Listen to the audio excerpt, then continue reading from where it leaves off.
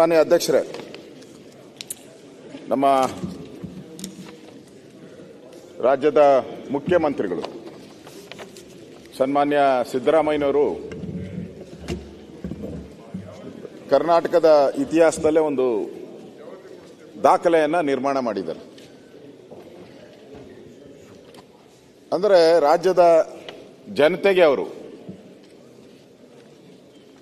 ಈ ಸಾಲ ಮಾಡೋದರಲ್ಲಿ ಯಾರು 1 ಲಕ್ಷನ ಕ್ರಾಸೇ ಮಾಡಿರಲಿಲ್ಲ. First time in the history, ಕರ್ನಾಟಕದ ರಾಜ್ಯದ ಇತಿಹಾಸದಲ್ಲಿ ಫಸ್ಟ್ ಟೈಮ್ 1 ಲಕ್ಷನ ಸಾಲನ ಮಾಡೋ ಮುಖಾಂತರ ದಾಟಿಸಿದ್ದಾರೆ. ಸಾಲನ 1 ಲಕ್ಷದ ಮೇಲೆ 1,16,000 ಸಾಲವನ್ನ ಮಾಡಿದ್ದಾರೆ. ಅದಕ್ಕೆ ನಾವು ಯಾಕಂದ್ರೆ ಸಾಲ ಹೊರೆ ಹೊರಿಸಿರೋದಕ್ಕೆ ಬಸ್ ದರ ಮಾಡಿದ್ಕೆ, ಬಸ್ ದರ ಜಾಸ್ತಿ ಮಾಡಿದ್ಕೆ ನಾವು ಎಲ್ಲರಿಗೂ ಹೂವು ಕೊಟ್ರಿ ಬಸ್ ಸ್ಟ್ಯಾಂಡ್ ಅಲ್ಲಿ. ಈಗ ಮುಖ್ಯಮಂತ್ರಿಗಳು 1 ಲಕ್ಷ ಸಾಲ ಮಾಡಿ 1,16,000 ಸಾಲ ಮಾಡಿ ಕೋಟಿ ಸಾಲ ಮಾಡಿ ಒಂದು ದಾಖಲೆಯನ್ನ ನಿರ್ಮಿಸಿದ್ದಾರೆ. ಅದಕ್ಕೆ ಅವರಿಗೆ ದಾಖಲೆಯ ವೀರ ಅಂತೇಳಿ ನಾವು ಒಂದು ಬಿರುದನ್ನ ಕೊಡಬೇಕಾಗ್ತದೆ. ಅಂದ್ರೆ ಇವತ್ತು ಸಾಲದ ನನ್ನ ಉದ್ದೇಶ ಟೀಕೆ ಮಾಡಬೇಕು ಅಂತಲ್ಲ, ನನ್ನ ಉದ್ದೇಶ ಏನು ಟೀಕೆ ಮಾಡಬೇಕು ಅಂತಲ್ಲ. ಆದರೆ ಸತ್ಯ ಹೇಳಲಿಲ್ಲ ಅಂದ್ರೆ ರಾಜ್ಯದ ಜನತೆಗೆ ಮೋಸ ಮಾಡ್ದಂಗೆ ಆಗ್ತೈತೆ. ಸತ್ಯ ಹೇಳಲೇಬೇಕು ನಾವು. ಯಾಕಂದ್ರೆ ಈ ಬಜೆಟ್ನಲ್ಲಿ ಯಾವುದೇ ರೀತಿಯಾದಂಥ ದೂರದೃಷ್ಟಿಯನ್ನ ನಾವು ನೋಡ್ತಾ ಇಲ್ಲ. ಈ ರಾಜ್ಯದ ಅಭಿವೃದ್ಧಿ ಆಗಬೇಕು, ಈ ರಾಜ್ಯದಲ್ಲಿ ಸಂಪನ್ಮೂಲ ಜಾಸ್ತಿ ಆಗಬೇಕು, ಆದಷ್ಟು ಜನಗಳಿಗೆ ಸೌಕರ್ಯ ಇರತಕ್ಕಂಥ ಅಭಿವೃದ್ಧಿ ಕಾರ್ಯಕ್ರಮಗಳನ್ನ ನಾವು ಮಾಡಬೇಕು. ಆ ರೀತಿಯಾದಂಥ ಯಾವುದೇ ಯೋಜನೆಗಳಿಲ್ಲ, ಎಲ್ಲ ತಾತ್ಕಾಲಿಕ. ಒಟ್ಟಾರೆ 2025-26ನೇ ಬಜೆಟ್ ಏನಿದೆ, ಈ ಬಜೆಟ್ ಅಭಿವೃದ್ಧಿ ಪೂರ್ವಕವಾಗಿ ಏನಿಲ್ಲ. ಅಭಿವೃದ್ಧಿ ಕಡೆ ಗಮನ ಹರಿಸಿದ ರೀತಿಯಲ್ಲಿ ಮುಖ್ಯಮಂತ್ರಿಗಳ ಈ ಬಜೆಟ್ ಅನ್ನು ಎಲ್ಲೂ ನಾವು ಕಾಣಕ್ಕೆ ಸಾಧ್ಯನೇ ಇಲ್ಲ. ಈ ಬಜೆಟ್ ಓಟ್ ಗಿಟ್ಟಿಸ್ಕೊಳಕ್ಕೆ ಎಷ್ಟು ಬೇಕೋ ಓಟ್ ಗಿಟ್ಟಿಸ್ಕೊಳ ಕಡೆ ದೃಷ್ಟಿ ಜಾಸ್ತಿ ಇದೆ ಹೊರತು ರಾಜ್ಯದ ಬೆಳವಣಿಗೆಯನ್ನ ಅಭಿವೃದ್ಧಿಯನ್ನ ಇಟ್ಕೊಳೋ ಕಡೆ ಅವ್ರ ದೃಷ್ಟಿ ಇಲ್ಲೇ ಇಲ್ಲ. ಕರ್ನಾಟಕದ ಮುಂದಿನ ಭವಿಷ್ಯ ಯಾವ ರೀತಿ ಇರಬೇಕು ಅನ್ನೋದು ಅವ್ರ ತಲೆಯಲ್ಲೇ ಬಂದಿಲ್ಲ. ಓಟ್ಗೋಸ್ಕರ ಮಾಡಿರೋಂಥ ಬಜೆಟ್ ಇದು. ಇದರಲ್ಲಿ ಬೇರೆ ಏನು ಕಾಣಲ್ಲ. ಇನ್ನೊಂದು, ಈ ಸರ್ಕಾರ ಸಾಲದ ಸುಳಿಯಲ್ಲಿ ನಮ್ಮನ್ನ ನೂಕಿದ್ದಾರೆ. ಇದು ಸಾಲದ ಸುಳಿಯಲ್ಲಿ ಈ ಸರ್ಕಾರ ನಮ್ಮನ್ನ ನೂಕಿದ್ದಾರೆ. ಉದ್ಯೋಗ ಸೃಷ್ಟಿ ಮಾಡೋದ್ರಲ್ಲಿ ಎಲ್ಲೂ ಅವ್ರ ಬಜೆಟ್ ಅಲ್ಲಿ ಉದ್ಯೋಗ ಸೃಷ್ಟಿಗೆ ಯಾವುದೇ ರೀತಿಯಾದಂಥ ಒತ್ತು ಕೊಟ್ಟಿರುವಂತ ಒಂದೇ ಒಂದು ಲೈನು ಇಲ್ಲ. ಅವರು ಆ ಬಜೆಟ್ ಅಲ್ಲಿ ಒಂದು ಲೈನು ಇಲ್ಲ. ಮತ್ತೆ ಬೆಳವಣಿಗೆ ಶೂನ್ಯ ಆಗಿದೆ. ಆರ್ಥಿಕ ಬೆಳವಣಿಗೆ ಶೂನ್ಯ, ಕೈಗಾರಿಕಾ ಬೆಳವಣಿಗೆ ಶೂನ್ಯ ಆಗಿದೆ. ಅಂದ್ರೆ ದೀರ್ಘಾವಧಿಯಲ್ಲಿ ನಾವು ಈ ರಾಜ್ಯನ ಅಭಿವೃದ್ಧಿ ಮಾಡಬೇಕು ಅಂತ ಯೋಚನೆಯನ್ನ ಮಾಡಬೇಕಾಗಿತ್ತು. ಅವರು ನೀರಾವರಿ ಯೋಜನೆಗಳಿಗೆ ಹಣ ಕೊಟ್ಟಿದ್ರೆ ಸಂಪನ್ಮೂಲ ಅದು ರೈತರಿಗೆ ಹೋಗ್ತಾ ಇತ್ತು, ರೈತರಿಂದ ಬೆಳೆ ಬರ್ತಾ ಇತ್ತು, ರಾಜ್ಯದ ಆದಾಯ ಜಾಸ್ತಿ ಆಗ್ತಾ ಇತ್ತು. ಕೈಗಾರಿಕೆಗಳು ಬಂದಿದ್ರೆ ಉದ್ಯೋಗ ಸೃಷ್ಟಿ ಆಗ್ತಾ ಇತ್ತು, ಅದರಿಂದ ನಮ್ಮ ಟ್ಯಾಕ್ಸ್ ಕಲೆಕ್ಷನ್ ಜಾಸ್ತಿ ಆಗ್ತಾ ಇತ್ತು. ಇದರ ಕಡೆ ಗಮನ ಹರಿಸ್ದಂಗೆ ಎಲ್ಲೂ ನಾನು ಕಾಣ್ತಾ ಇಲ್ಲ. ಇಲ್ಲಿ ನನಗನ್ಸೋ ಪ್ರಕಾರ ನಮ್ಮ ಮುಖ್ಯಮಂತ್ರಿ ಸಿದ್ದರಾಮಯ್ಯನವರು ಒಂದು ಕವನ ಬರೆದಿದ್ದಾರೆ. ಆ ಕವನ ಏನು ಅಂತ ಹೇಳಿದ್ರೆ, ಆ ಗಂಟಲು ಒಣಗಿದೆ ತಗೋ ಬಂಗಾರದ ಸರಪಳಿ, ಬದಲಾಗಿ ಒಂದು ಗುಟ್ಕು ನೀರು ಕೊಡು, ವಿಲ್ಸನ್ ಕಟೀಲ್ ಅಂತ ಹೇಳಿಬಿಟ್ಟು ಅವರು ಹೇಳಿದ್ದಾರೆ. ಆದರೆ ಇವಾಗ ಅವರು ನೀರು ಕೊಡು ಅಲ್ಲ, ವಿಷ ಕೊಡು ಅನ್ನೋ ಸ್ಥಿತಿಗೆ ರಾಜ್ಯದ ಜನ ಬಂದಿದ್ದಾರೆ. ಇವತ್ತು ಯೂನಿವರ್ಸಿಟಿಗಳಿಗೆ ಅನುದಾನ ಇಲ್ಲದೆ ಅಲ್ಲಿರುವಂತ ವಿದ್ಯಾರ್ಥಿಗಳು ವಿಷ ಕೊಡಿ ಅಂತ ಇದ್ದಾರೆ. ಅಂಗನವಾಡಿ ಕಾರ್ಯಕರ್ತರು ನಮ್ಗೆ ವಿಷ ಕೊಡಿ ಅಂತ ಹೇಳ್ತಾ ಇದ್ದಾರೆ. ಗೌರವಧನ ಕೊಡ್ತಾ ಇಲ್ಲ ಮೇಸ್ಟ್ರುಗಳಿಗೆ, ಯಾರು ಕಾಲೇಜು ಲೆಕ್ಚರರ್ಸ್, ಅತಿಥಿ ಉಪನ್ಯಾಸಕರಿಗೆ 6 ತಿಂಗಳಿಂದ ಸಂಬಳ ಕೊಟ್ಟಿಲ್ಲ, ವಿಷ ಕೊಡು ಅಂತ ಹೇಳ್ತಾ ಇದ್ದಾರೆ. 11,000 ಅಷ್ಟೇ. ಇನ್ನ ಒಬ್ಬರು MLA ಯಾರು ದಾವಣಗೆರೆನಾ ನನ್ಗೆ ಗೊತ್ತಿಲ್ಲ, ದಾವಣಗೆರೆ MLAನಾ ಚನ್ನಗಿರಿ ಇರ್ಬೇಕು. ಅವರು ನೀ ಅಭಿವೃದ್ಧಿಗೆ ಹಣ ಕೊಟ್ಲಿಲ್ಲ ಅಂದ್ರೆ ನನಗೆ ವಿಷ ಕೊಟ್ಬಿಡು ಅಂತ ಅವರು ಪೇಪರಲ್ಲಿ ಕೊಟ್ಟಿದ್ದಾರೆ. ನಮ್ಮ ರಾಜ್ಯಕ್ಕಾಗಿ ಇನ್ನು ಮುಂದೆ ಹೋಗಿ ನದಿಗೆ ಆರ್ಬಿಡ್ತೀನಿ ಅಂತ ಏನೋ ಹೇಳಿದ್ದಾರೆ. ವಿಧಾನಸೌಧಕ್ಕೆ ಹೋಗಿ ನೇತಾಕೊಂಬೇಕಾ ಅಂತ ಹೇಳಿದ್ದಾರೆ. ಅವ್ರು ನೋಡಿದ್ರೆ ಕವನ ಬರೆದಿದ್ದಾರೆ, ಒಂದು ತೊಟ್ಟು ನೀರು, ಒಂದು ಬೊಗಸೆ ನೀರು, ವಿಷ. ಇಲ್ಲಿ ಯಾರು ಇಲ್ಲ. ಒಬ್ಬ ವಿರೋಧ ಪಕ್ಷದ ನಾಯಕರು ಮಾತಾಡ್ತಾ ಇದ್ದಾರೆ, ಮುಖ್ಯಮಂತ್ರಿಗಳಿರ್ಬೇಕಾಗ್ತದೆ ಹಣಕಾಸು ಅವರು ನಿರ್ವಹಣೆ. ಯಾರು ನೋಡೋದು? ಇಷ್ಟು ನೆಗ್ಲಿಜೆನ್ಸಿ ಅಂತ ಹೇಳಿದ್ರೆ ಏನ್ ಅರ್ಥ ಸರ್? ಇದು ಅಪೋಸಿಷನ್ ಲೀಡರ್ ಮಾತಾಡುವಾಗ ಇರೋದಿಲ್ಲ, ಪ್ರಮುಖವಾದಂತ ಸಚಿವರು ಮುಖ್ಯಮಂತ್ರಿಗಳೇ ಇರಬೇಕು. ಸಿದ್ದರಾಮಯ್ಯ ಇರುವಾಗ ಮುಖ್ಯಮಂತ್ರಿಗಳಿಲ್ದಿರು ಮಾತಾಡೋದಿಲ್ಲ ಅಂತ ಕೂತಿದ್ರು ಅವರು. ಇದರ್ಥ ಏನು? ನೋಡ್ತಾರೆ ಬಿಡಿ, ಅವರು ನೋಡ್ತಾರೆ. ಅಧಿಕಾರಿಗಳಿಲ್ಲ, ಡಿಪಾರ್ಟ್ಮೆಂಟ್ ಅಧಿಕಾರಿಗಳೆಲ್ಲ ಪತ್ರ ಕೊಟ್ಟಿದಾರ, ನಮ್ಗೆ ಹುಷಾರಿಲ್ಲ, ಮುಖ್ಯಮಂತ್ರಿಗಳನ್ನ ಬರಲ್ಲ ಅಂತ.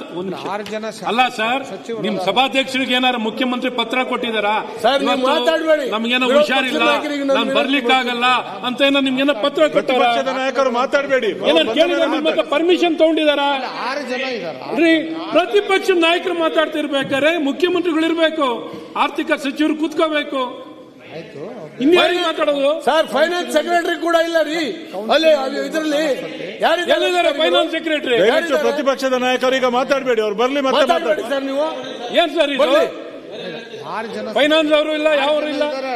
ಇಷ್ಟು ನೆಗ್ಲೆಕ್ಟ್ ಮಾಡ್ತಾರೆ ಸರ್. ಅರ್ಜೆಂಟ್ ಮಾಡಿ ಬರ್ಲಿ, ಅವ್ರು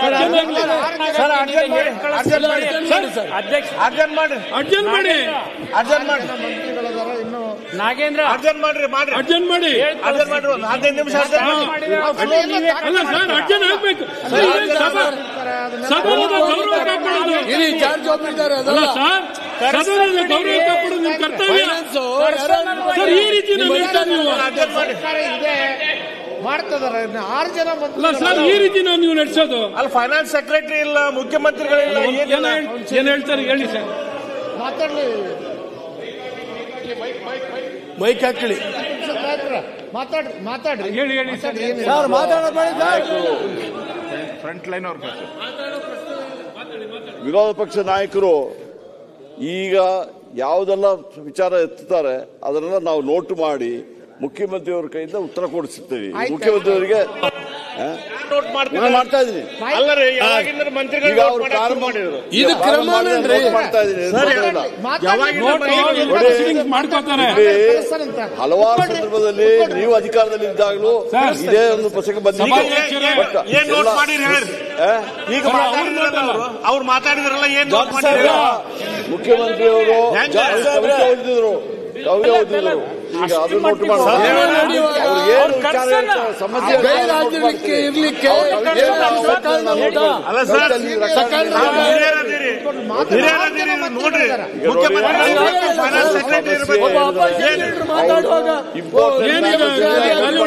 ಮುಖ್ಯಮಂತ್ರಿಗಳಿಗೆ ಸಮಾನವಾದ ಸ್ಥಾನ. ಅವ್ರು ಮಾತಾಡ್ಬೇಕಾದ್ರೆ ಫೈನಾನ್ಸ್ ಸೆಕ್ರೆಟರಿ ಇಲ್ಲ ಅಂತ ಮಾಡ್ತಿರಲ್ಲ. ಮುಖ್ಯಮಂತ್ರಿಯವರು ಟೈಮ್ ಬೇಕಲ್ಲ, ಏನ್ ಸಬ್ಜೆಕ್ಟ್ ಮಂಡನೆ ಮಾಡ್ಲಿ ಅವರು. ಹಂಗಾಗೋದಿಲ್ಲ ಸರ್, ಹಂಗಾಗೋದಿಲ್ಲ. ನೀವು ಬಹಳ ವರ್ಷದಿಂದ ಸದನದಲ್ಲಿದ್ದೀರಿ.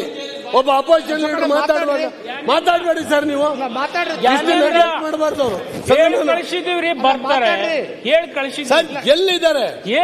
ಅಪೋಸಿಷನ್ ಲೀಡರ್ ಮಾತಾಡುವಾಗ ಮುಂದಾಕಿ.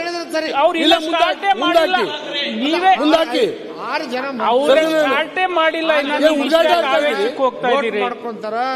ಆಮೇಲೆ ನಮ್ಮ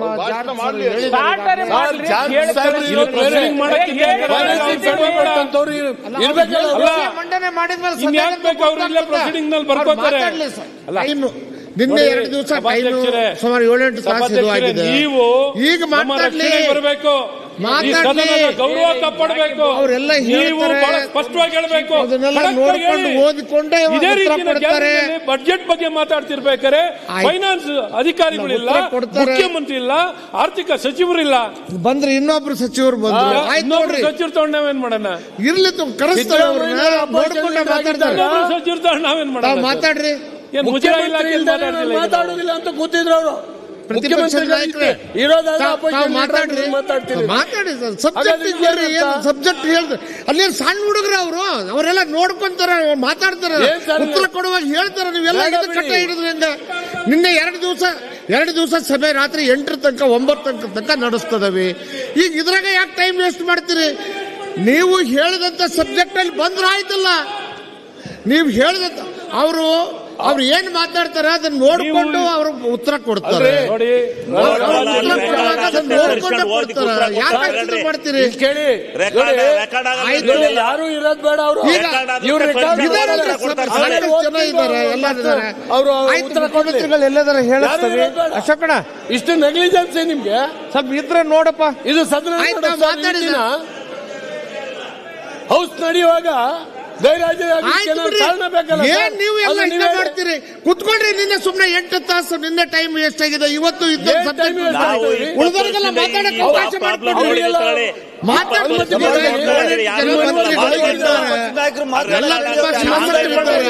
ಅವ್ರನ್ನ ಆಯ್ತು ಮಾತಾಡ್ಲಿ.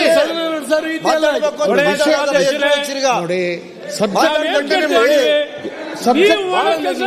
ಮಾಡಿ.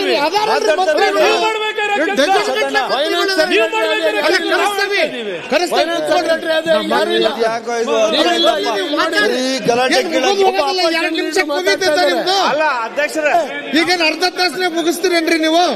ಇನ್ನೂ 1 ತಾಸು 1.5 ತಾಸು ಮಾತಾಡ್ತೀರಿ. ಮಾತಾಡ್ರಿ, ನೀವು ಮಾತಾಡ್ರಿ. ತಿಳ್ಕೊಂತಾರಲ್ಲ, ನೀವು ಟೆನ್ಷನ್ ಮಾಡ್ಕೋಬೇಡ್ರಿ. ಅಲ್ಲ ಟೆನ್ಷನ್ ಪ್ರಶ್ನೆ ಇಲ್ಲ. ಸುಮ್ನೆ ಸಮಯ ಯಾಕೆ ವೇಸ್ಟ್ ಮಾಡ್ತೀರಿ? ದಯಮಾಡಿ ನಿಮಗೆ ಸಮಯ ಯಾಕೆ ನೀವೇ ಹೇಳ್ತೀರಿ? 1 ತಾಸಿಗೆ ಖರ್ಚು ಮಾಡ್ತೀರಿ, ಅದು ಮಾಡ್ತೀರಿ. ವಿಧಾನಸೌಧದೊಳಗೆ ಸೆಷನ್ ಸಬ್ಜೆಕ್ಟ್ ಮೇಲೆ ಮಾತಾಡ್ಲಿ.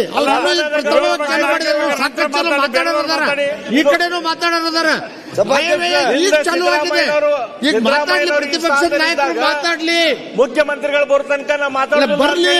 ಸುಮ್ಮನೆ ಮಾತಾಡಬೇಕು ಅಲ್ಲ. ಎಲ್ಲರೂ ಕುತ್ಕೊಡ್ರಿ. ಫೈನಾನ್ಸ್ ಕೇಳ್ತಾರಲ್ರಿ, ಯಾರು ಇಲ್ಲೇ ಇಲ್ಲ.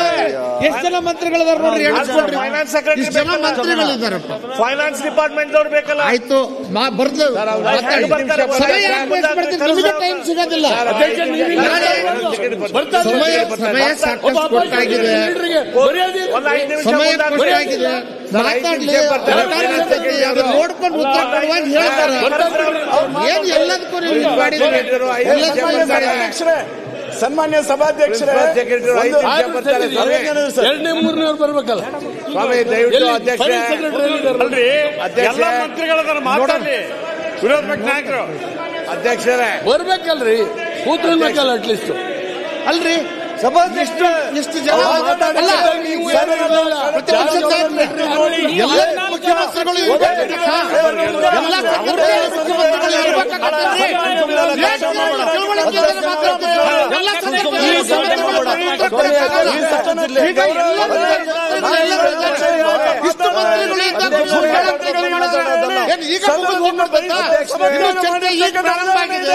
ಚರ್ಚೆ ಈಗ ಪ್ರಾರಂಭ ಆಗಿದೆ.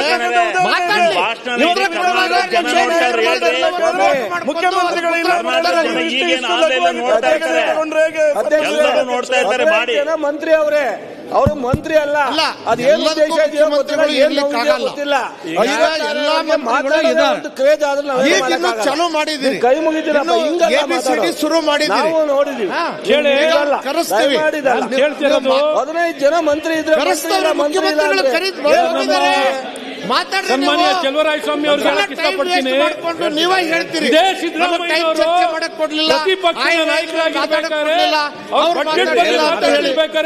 ಮುಖ್ಯಮಂತ್ರಿ ಇಲ್ದೇನೆ ಬಜೆಟ್ ಸ್ಪೀಚ್ ಮಾತಾಡ್ತಿರ್ಲಿಲ್ಲ. ಅವ್ರು ಹುಷಾರಿಲ್ಲ ರೀ. ಪತ್ರ ಬರ್ದಿದ್ದಾರೆ ಸಭಾಧ್ಯಕ್ಷರಿಗೆ. ನಾನು ಬರ್ಲಿಕ್ಕಾಗಲ್ಲ. ನಾವು ಇಲ್ಲಿ ಕೂತಿದ್ದೀವಿ, ಮಂತ್ರಿಗಳೆಲ್ಲ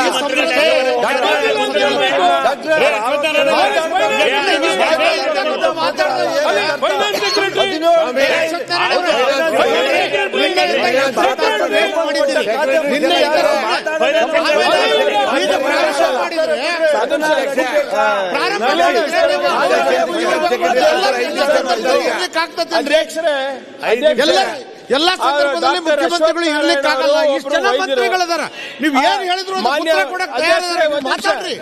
ಒಂದ್ ನಿಮಿಷ ನೀವು ಮಾತಾಡ್ರಿ, ಇಲ್ಲ ಸುಮ್ಮನೆ ಟೈಮ್ ಯಾಕೆ ವೇಸ್ಟ್ ಮಾಡ್ತೀರಿ? ಇಲ್ಲ 2 ದಿವಸ ಸಿದ್ದರಾಮಯ್ಯ ಸಾಹೇಬ್ರು ಮೈ ಹುಷಾರಿಲ್ಲ ಅಂತ ಎಲ್ಲರೂ ಗೊತ್ತಿದೆ. ನೀವು ದಲಿತರ ಹಣ ಲೂಟಿ ಮಾಡಿದ ಅದಕ್ಕೆ ಹಿಂಗಾಗಿದೆ.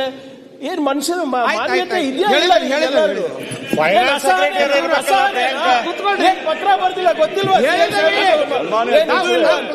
ಮೈ ಹುಷಾರಿಲ್ಲ ಅಂತ ಸ್ಥಿತಿ ಬಂದಿದ್ದು ನೀವು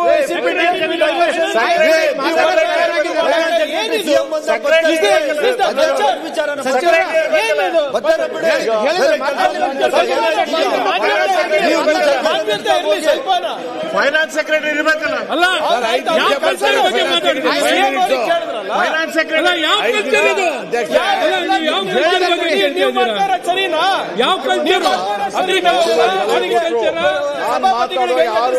ಸರಿನಾ? ಯಾವುದು ನೀವು ಹಿಂಗೆಲ್ಲ ನ್ಯೂಸ್ ಫಸ್ಟ್ ನಿರ್ಭೀತಿಯಿಂದ ನಿಮ್ಮ ಪರವಾಗಿ.